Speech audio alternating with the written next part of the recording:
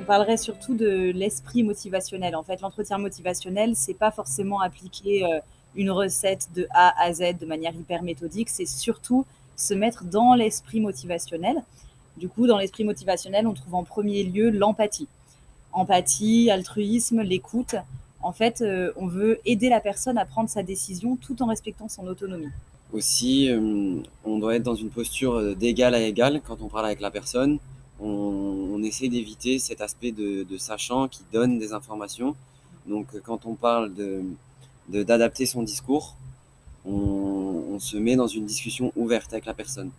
Et ensuite, en fonction de ce que la personne nous transmet comme information ou comme discours, alors là, on adapte le niveau d'information qu'on peut donner. En posture super importante aussi, il y a le non-jugement, l'acceptation, le fait d'accueillir la personne telle qu'elle est.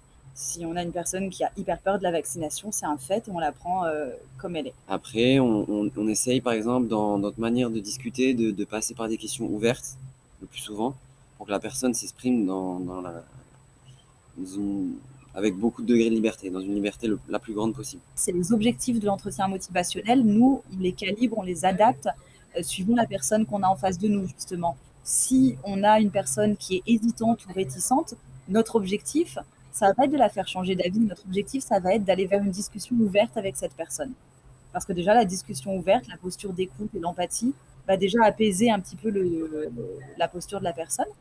À l'inverse, si on est face à une personne qui est plutôt d'accord, qui avait juste besoin d'être rassurée sur certains points, nous, en tant que médiateur santé, ce qu'on va vouloir faire, c'est aller vers une planification des vaccinations de la personne ou de ses enfants, puisque la personne, en fait, est partante. Donc, on prend un temps pour répondre à ces questions, puis ensuite, on planifie ensemble des rendez-vous, quoi. Ce qui compte, c'est surtout de donner les informations qui vont faire sens pour la personne. Cette formation à l'entretien motivationnel, elle nous pousse, nous, en tant que médiateurs, d'éviter un biais classique qu'on a tous. C'est-à-dire que quand on est détenteur d'informations, on a super envie d'étaler sa culture, quoi.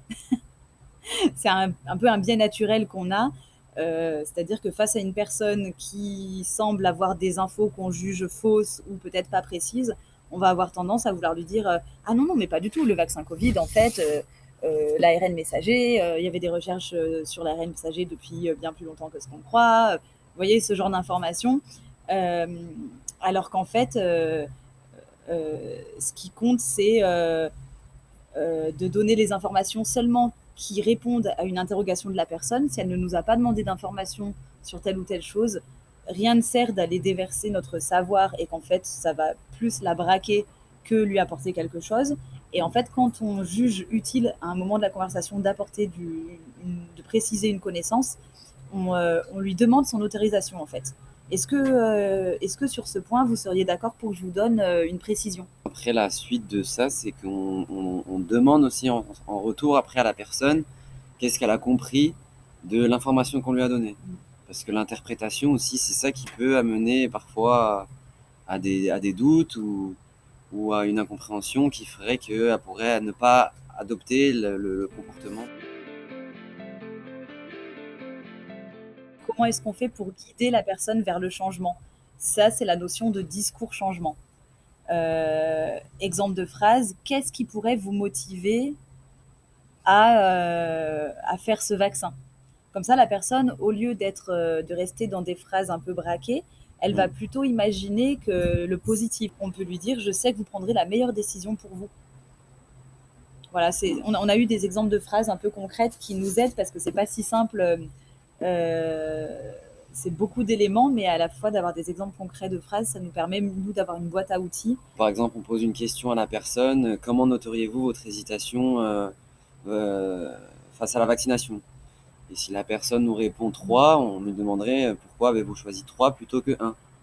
Et donc, ça pousserait la personne à se concentrer sur les aspects positifs et sur les choses qui peuvent l'amener en fait à se vacciner. Et à partir de là, on n'est plus dans une discussion autour de l'aspect négatif du vaccin, mais justement l'aspect positif. Et c'est ça qui peut amener la personne vers le changement. Si on devait garder que deux mots autour de l'entretien motivationnel, ce serait empathie et autonomie. C'est-à-dire garder de l'empathie pour la personne et lui laisser toute son autonomie en tant que personne à décider ce qui est le meilleur pour elle-même. C'est vraiment ça un peu les deux piliers qu'on doit toujours garder en tête quand on est dans un entretien motivationnel.